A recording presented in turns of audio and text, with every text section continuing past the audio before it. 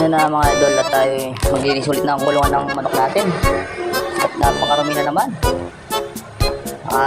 May sawa rito maubos yung ating mga alagang manok. Anyway, nakawalis-walis na natin. Masyadong makalit yung wala pa sa mood magwalis si idol. Paano na?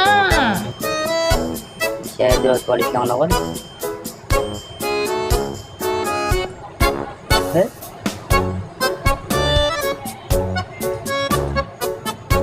Makarami kasi ng kulungan na to.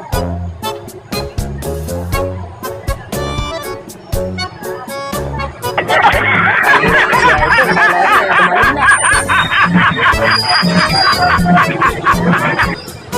Pero, realita yung pinto. Isira na kasi, naagnas na. Binalik na sa dati. Ayun o, tinatanggal yung mga kahoy. Hindi alam kung saan dadala yung mga kahoy na rin. Sunugin mo na lang yung idol. Kailangan nawawalisin. Ginagawa niya ito. Walis lang ng walis. Ayan. Yung mga may kulungan dyan idol, tawagin nyo na ako na maglilinis. 50 lang isang oras, maglilinis. What?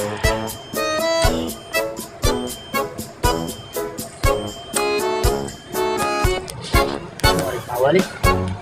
Nakakasi magawa siya idol, kaya walis lang ng walis ginagawa magka-uwi.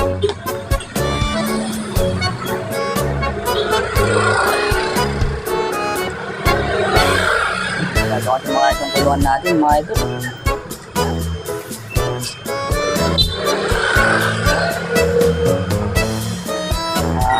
Nagbubusina pa.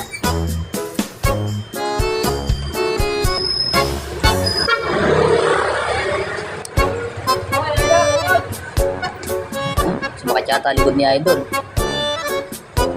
Idol, hinihil ka na, putas pa yung short mo idol.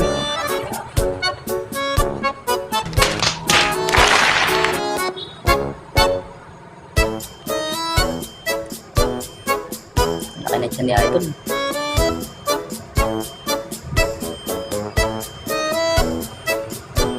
Yung mga bote ng Red Doors, tinabi na. Sabi ng marami kasi, sasako na.